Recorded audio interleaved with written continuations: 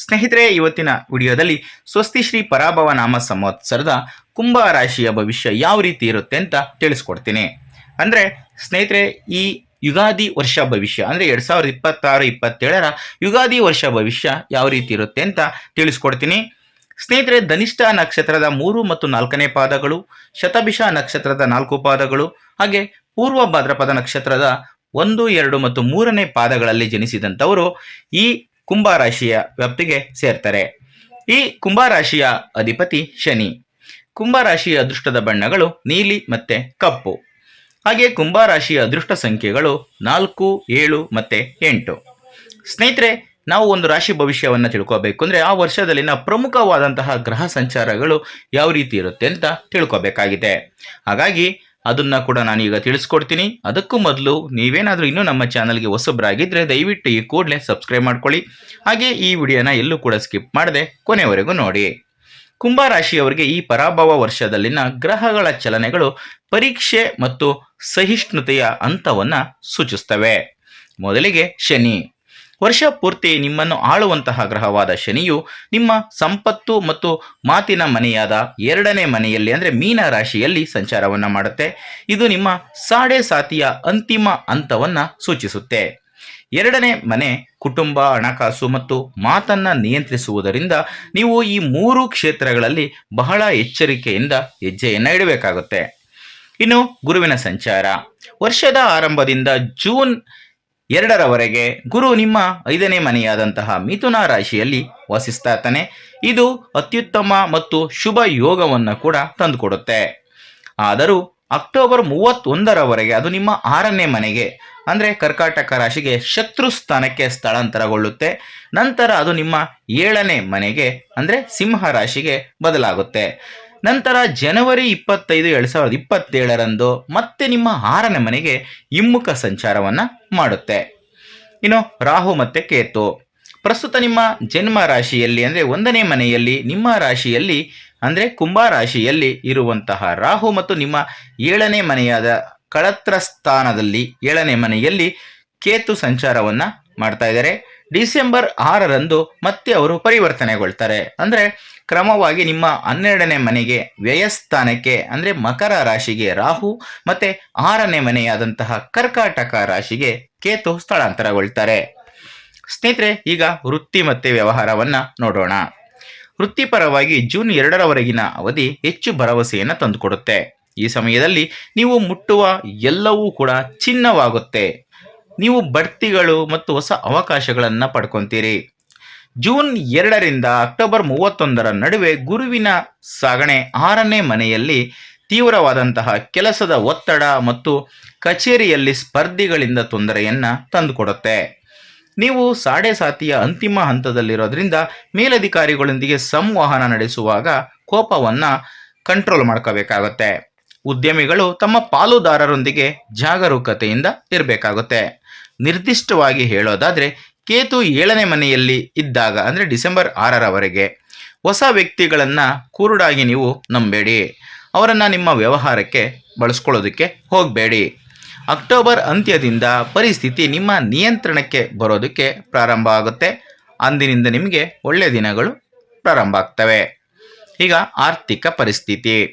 ಈ ವರ್ಷದ ಹಣಕಾಸು ಪಟ್ಟಿಯಲ್ಲಿ ನೋಡಿದಾಗ ನಿಮ್ಮ ಖರ್ಚುಗಳು 8, ನಿಮ್ಮ ಆದಾಯ 2 ಅಂದರೆ 4 ಪಟ್ಟು ಹೆಚ್ಚು ಖರ್ಚು ಬರುತ್ತೆ. 2ನೇ ಮನೆಯಲ್ಲಿ ಶನಿಯ ಸಂಚಾರ ಇರೋದ್ರಿಂದಾಗಿ ಹಣ ನಿಮ್ಮ ಕೈಗೆ ತಲುಪಿದಂತೆ ಕಾಣಿಸ್ಬೋದು. ಆದರೆ ತಕ್ಷಣವೇ ಕೆಲವೊಂದಷ್ಟು ತುರ್ತು ಅಗತ್ಯತೆಗಳಿಗೆ ಖರ್ಚಾಗ್ಬೋದು. ನೀವು ಯಾರಿಗಾದರೂ ಹಣವನ್ನು ಸಾಲವಾಗಿ ನೀಡಿದರೆ ಅದನ್ನು ವಾಪಸ್ಸು ಪಡೆಯೋದಕ್ಕೆ ಕೂಡ ತುಂಬಾ ಕಷ್ಟ ಆಗುತ್ತೆ. ಅಲ್ಲದೆ ಇತರರ ಸಾಲಗಳಿಗೆ ನೀವು ಏನಾದರೂ ಖಾತ್ರಿದಾರರಾಗಿದ್ದರೆ ಅಂದರೆ ಶ್ಯೂರಿಟಿಯನ್ನು ಕೊಟ್ಟಿದ್ರೆ ಸಂಪೂರ್ಣವಾಗಿ ಅದನ್ನು ನಿರಾಕರಿಸಬೇಕಾಗತ್ತೆ. ಇಲ್ಲಾರ ನೀವು ಸಮಸ್ಯೆಗೆ ಸಿಲುಕುವಂತಹ ಸಾಧ್ಯತೆ ಇರುತ್ತೆ. ಹಾಗಾಗಿ ಶ್ಯೂರಿಟಿಯನ್ನು ಕೊಡೋದಕ್ಕೆ ಹೋಗಬೇಡಿ. ಕೆಲವೊಂದು ಸಂದರ್ಭಗಳಲ್ಲಿ ಕೆಲವೊಂದು ವ್ಯಕ್ತಿಗಳ ವಿಚಾರದಲ್ಲಿ ಇದನ್ನು ಯೋಚನೆ ಮಾಡಿ ನೀವು ನಿರ್ಧಾರ ತಗೋಬೇಕಾಗುತ್ತೆ. ಜೂನ್ 2ರವರೆಗೆ ಗುರುವಿನ ಬಲ ಆರ್ಥಿಕ ಅಡೆತಡೆಗಳನ್ನು ಸುಲಭವಾಗಿ ನಿರ್ವಹಿಸೋದಕ್ಕೆ ಸಹಾಯವನ್ನು ಮಾಡುತ್ತೆ. ಡಿಸೆಂಬರ್ ನಂತರ 12ನೇ ಮನೆಗೆ ರಾಹು ಸ್ಥಳಾಂತರಗೊಂಡಾಗ ಪ್ರಯಾಣ ಅಥವಾ ವೈದ್ಯಕೀಯ ಕಾರಣಗಳಿಗಾಗಿ ನೀವು ಹೆಚ್ಚಾಗಿ ಖರ್ಚನ್ನು ಮಾಡಬೇಕಾಗಿ ಬರ್ಬೋದು. ಆದ್ದರಿಂದ ಪ್ರಾರಂಭದ ದಿನಗಳಿಂದನೇ ಶಿಸ್ತುಬದ್ಧವಾದಂತಹ ಉಳಿತಾಯವನ್ನು ಮಾಡೋದ್ರ ಕಡೆ ಗಮನ ಕೊಡೋದು ತುಂಬಾ ಒಳ್ಳೆಯದು. ಇನ್ನು ಕುಟುಂಬ ಮತ್ತು ವೈಯಕ್ತಿಕ ಜೀವನ. ಈ ವರ್ಷ ನಿಮ್ಮ ಕುಟುಂಬ ಜೀವನದಲ್ಲಿ ಸಂಯಮ ತುಂಬಾ ಮುಖ್ಯ. 2ನೇ ಮನೆಯಲ್ಲಿ ಶನಿ ನಿಮ್ಮ ಧ್ವನಿಯನ್ನು ಕಠಿಣವಾಗಿಸಬಹುದು. ಇದರಿಂದ ಕುಟುಂಬ ಸದಸ್ಯರು ನಿಮ್ಮನ್ನು ತಪ್ಪಾಗಿ ಅರ್ಥೈಸ್ಕೊಳ್ಬೋದು. ಅದರಿಂದ ತೊಂದರೆಗಳು ಕೂಡ ಎದುರಾಗ್ಬೋದು. ಮೌನವಾಗಿರೋದಕ್ಕೆ ಮತ್ತು ವಾದಗಳಿಂದ ದೂರ ಇರೋದಕ್ಕೆ ನೀವು ಹೆಚ್ಚಿನ ಒತ್ತನ್ನು ಕೊಡೋದು ತುಂಬಾ ಒಳ್ಳೆಯದು. ಅದು ನಿಮಗೆ ದೊಡ್ಡ ಪಾಠವನ್ನು ಕೂಡ ಕಲಿಸುತ್ತೆ. ನಿಮ್ಮ ಜನ್ಮ ರಾಶಿಯಲ್ಲಿ ರಾಹು ಮತ್ತು 7ನೇ ಮನೆಯಲ್ಲಿ ಕೇತು ಇರೋದರಿಂದ ನಿಮ್ಮ ಜೀವನ ಸಂಗಾತಿಯೊಂದಿಗೆ ಸಣ್ಣ ಪುಟ್ಟ ಘರ್ಷಣೆಗಳು ಮತ್ತು ವಿವಾದಗಳಿಗೆ ಕಾರಣ ಆಗ್ಬೋದು. ಸಕಾರಾತ್ಮಕವಾಗಿ ಜೂನ್ 2ರ ಮೊದಲು ಮನೆಯಲ್ಲಿ ಶುಭ ಘಟನೆಗಳು ನಡೆಯುವಂತಹ ಸೂಚನೆಗಳು ಇದ್ದಾವೆ. ಪ್ರೇಮ ವ್ಯವಹಾರಗಳು ಅಥವಾ ಹೊಸ ಸಂಬಂಧಗಳನ್ನು ರೂಪಿಸುವ ಬಗ್ಗೆ ಬಹಳ ಎಚ್ಚರಿಕೆಯಿಂದ ನೀವು ಮುಂದುವರಿಬೇಕಾಗುತ್ತೆ. ಇನ್ನು ಆರೋಗ್ಯ. ನಿಮ್ಮ ಆರೋಗ್ಯದ ಬಗ್ಗೆ ನೀವು ಸಾಕಷ್ಟು ಮುನ್ನೆಚ್ಚರಿಕೆ ಕ್ರಮಗಳನ್ನು ತೆಗೆದುಕೋಬೇಕಾಗುತ್ತೆ. ನಿಮ್ಮ ಜನ್ಮ ರಾಶಿಯಲ್ಲಿ ರಾಹು ಇರೋದರಿಂದ ಅನಿರೀಕ್ಷಿತ ಮಾನಸಿಕ ಆತಂಕ ಮತ್ತು ನಿದ್ರಾಹೀನತೆಯ ತೊಂದರೆಗಳು ಉಂಟಾಗ್ಬೋದು.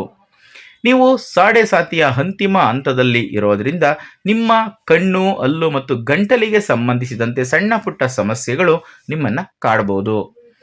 ಜೂನ್ 2ರಿಂದ ಅಕ್ಟೋಬರ್ವರೆಗೆ ಗುರು 6ನೇ ಮನೆಯಲ್ಲಿರೋದ್ರಿಂದ ಕಿಬ್ಬೊಟ್ಟೆಯ ಕಾಯಿಲೆಗಳು ಅಥವಾ ಮಧುಮೇಹದಂತಹ ಕಾಯಿಲೆಗಳಿಂದ ಏನಾದರೂ ನೀವು ಬಳಲ್ತಾ ಇದ್ದರೆ ಆಹಾರ ಕ್ರಮಗಳನ್ನು ಕಟ್ಟುನಿಟ್ಟಾಗಿ ಪಾಲಿಸಬೇಕಾಗುತ್ತೆ. ವ್ಯಾಯಾಮ ಮತ್ತು ಯೋಗವನ್ನು ನಿಮ್ಮ ದೈನಂದಿನ ದಿನಚರಿಯ ಅವಿಭಾಜ್ಯ ಅಂಗವನ್ನಾಗಿ ಮಾಡಿಕೊಳ್ಳೋದು ನಿಮ್ಮ ಆರೋಗ್ಯವನ್ನು ಕಾಪಾಡಿಕೊಳ್ಳೋದಕ್ಕೆ ಸಹಾಯ ಮಾಡುತ್ತೆ. ಸ್ನೇಹಿತರೆ, ಈ ಪರಭವ ನಾಮ ಸಂವತ್ಸರದಲ್ಲಿ ಈ ಕುಂಭ ರಾಶಿಯವರಿಗೆ ಕೆಲವೊಂದಷ್ಟು ಜ್ಯೋತಿಷ್ಯ ಪರಿಹಾರಗಳನ್ನು ತಿಳಿಸ್ಕೊಡ್ತೀನಿ. ಸಾಡೆಸಾತಿಯ ಅಂತಿಮ ಹಂತದ ಋಣಾತ್ಮಕ ಪರಿಣಾಮಗಳು ಮತ್ತು ಇತರ ಗ್ರಹಗಳ ಬಾಧೆಗಳನ್ನು ನಿವಾರಿಸಿಕೊಳ್ಳೋದಕ್ಕೆ ಮತ್ತು ಮಾನಸಿಕ ಶಾಂತಿಯನ್ನು ಕಾಪಾಡಿಕೊಳ್ಳೋದಕ್ಕೆ ನೀವು ಈ ಒಂದು ಪರಿಹಾರ ಕ್ರಮಗಳನ್ನು ನಿಯಮಿತವಾಗಿ ಅಭ್ಯಾಸ ಮಾಡ್ಬೋದು. ಶನಿಗೆ ಏನು ಮಾಡಬೇಕು, ಶನಿದೇವನಿಗೆ ಅಂತ ನೋಡೋಣ. 2ನೇ ಮನೆಯಲ್ಲಿ ಶನಿಯ ದೋಷವನ್ನು ನಿವಾರಿಸಲು ಪ್ರತಿ ಶನಿವಾರ ಶಿವನ ದೇವಾಲಯದಲ್ಲಿ ಎಳ್ಳೆಣ್ಣೆಯಿಂದ ದೀಪವನ್ನು ಹಚ್ಚಿ ಹಾಗೆ ಶನಿದೇವರಿಗೆ ಏಕಾದಶ ರುದ್ರಾಭಿಷೇಕ ಅಥವಾ ತೈಲಾಭಿಷೇಕವನ್ನು ಮಾಡುವುದು ತುಂಬಾ ಒಳ್ಳೆಯದಾಗುತ್ತೆ. ಇನ್ನು ರಾಹುಕೇತುವಿನ ಶಾಂತಿ.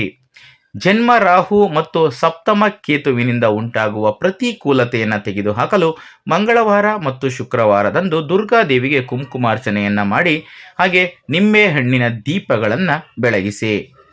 ಇನ್ನು 6ನೇ ಮನೆಯಲ್ಲಿ ಅಂದರೆ ಜೂನ್ನಿಂದ ಅಕ್ಟೋಬರ್ವರೆಗೆ 6ನೇ ಮನೆಯಲ್ಲಿ ಗುರುವಿನ ಸಂಚಾರ ಇರೋದರಿಂದ ಪ್ರತಿ ಗುರುವಾರ ಹಳದಿ ಹೂವುಗಳಿಂದ ದಕ್ಷಿಣಾಮೂರ್ತಿ ಅಥವಾ ಸಾಯಿಬಾಬಾನನ್ನು ಪೂಜಿಸೋದು ತುಂಬಾ ಒಳ್ಳೆಯದು. ಸ್ನೇಹಿತರೆ, ಇದಿಷ್ಟು ಇವತ್ತಿನ ವಿಡಿಯೋದಲ್ಲಿನ ಮಾಹಿತಿ. ಈ ಮಾಹಿತಿ ನಿಮಗೆ ಇಷ್ಟ ಆದಲ್ಲಿ ಈ ವಿಡಿಯೋಗೆ ಒಂದು ಲೈಕ್ ಕೊಡಿ, ಹಾಗೆ ಈ ವಿಡಿಯೋನ ಶೇರ್ ಮಾಡೋದನ್ನು ಯಾವುದೇ ಕಾರಣಕ್ಕೂ ಮರಿಬೇಡಿ. ಇಂಥದ್ದೇ ಮತ್ತಷ್ಟು ಮಾಹಿತಿಗಳಿಗಾಗಿ ನಮ್ಮ ಚಾನಲನ್ನು ಸಬ್ಸ್ಕ್ರೈಬ್ ಮಾಡಿಕೊಂಡು ಪ್ರತಿನಿತ್ಯ ನೋಡ್ತಾ ಇರಿ. ಮುಂದಿನ ವಿಡಿಯೋದಲ್ಲಿ ಮತ್ತೊಂದು ಹೊಸ ರಾಶಿ ಹೊಸ ವಿಷಯದೊಂದಿಗೆ ಸಿಗ್ತೀನಿ. ಎಲ್ರಿಗೂ ಕೂಡ ಒಳ್ಳೆಯದಾಗಲಿ. ಧನ್ಯವಾದಗಳು.